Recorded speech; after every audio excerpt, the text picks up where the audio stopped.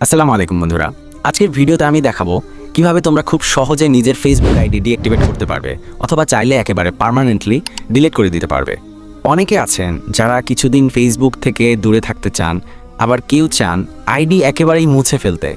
কিন্তু প্রশ্ন হলো, আইডি ডিঅ্যাক্টিভেট করলে আসলে কি হয় আর পার্মানেন্টলি ডিলিট করলে কি হয়। এই ভিডিওতে আমি সব কিছু ধাপে ধাপে দেখাবো আর তোমাদেরকে পরিষ্কারভাবে বুঝিয়ে বলবো ডিলিট করলে কি কি হারাবে আর ডিঅ্যাক্টিভ করলে কি কি থাকবে।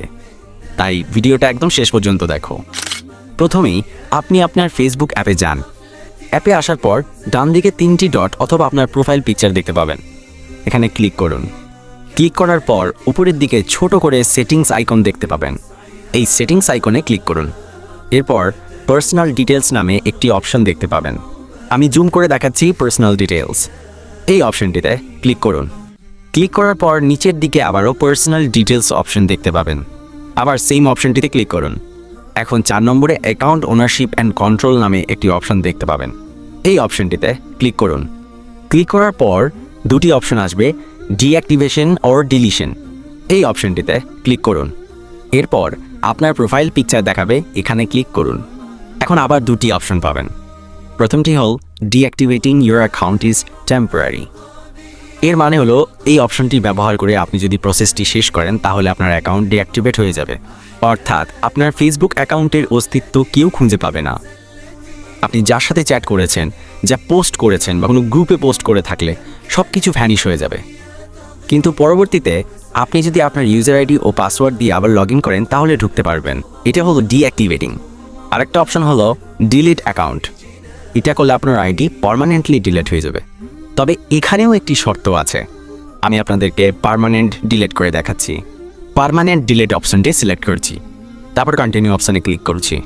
ক্লিক করার পর আপনাকে একটি কারণ বলতে হবে যে কেন আপনি ফেসবুক ডিলিট করতে চান। আমি প্রথম কারণটি সিলেক্ট করলাম, তারপর কন্টিনিউ করে দিলাম। দেওয়ার পর আবারও কন্টিনিউ করতে বলছে, তাই আমি আবার কন্টিনিউ করে দিলাম।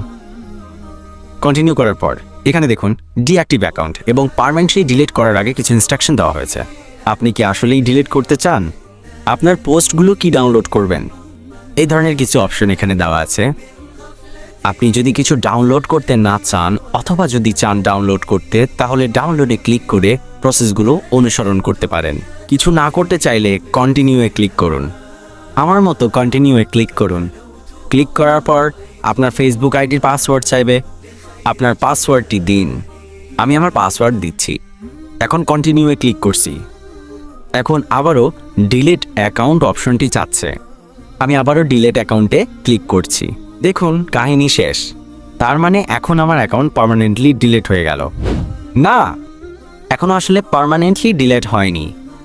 এখনও যদি আমি চাই আমার অ্যাকাউন্টে আবার লগ ইন করতে, তাহলে কিন্তু অ্যাকাউন্টটি লগ ইন হবে। ফেসবুক একটি নির্দিষ্ট সময় দেয়, সম্ভবত 15 বা 20 দিন। এই সময়ের মধ্যে যদি আপনি লগ ইন করেন তাহলে আপনার অ্যাকাউন্ট লগ ইন হয়ে যাবে, আর যদি না করেন তাহলে পার্মানেন্টলি ডিলিট করে দিবে। তো বন্ধুরা, আশা করি এখন তোমরা পরিষ্কারভাবে বুঝে গেছো কিভাবে নিজের ফেসবুক আইডি ডিঅ্যাক্টিভ করতে হয় আর কিভাবে একেবারে পার্মানেন্টলি ডিলিট করতে হয়। যদি ভিডিওটা তোমাদের কাজে লাগে তাহলে অবশ্যই একটা লাইক দিও আর কমেন্টে জানাও তুমি কি শুধু ডিঅ্যাক্টিভেট করতে চাও নাকি একেবারে ডিলিট করতে চাও। আর হ্যাঁ, নতুন নতুন টিপস পেতে আমার চ্যানেলটা সাবস্ক্রাইব করে পাশে থেকো। তাহলে দেখা হবে পরের ভিডিওতে।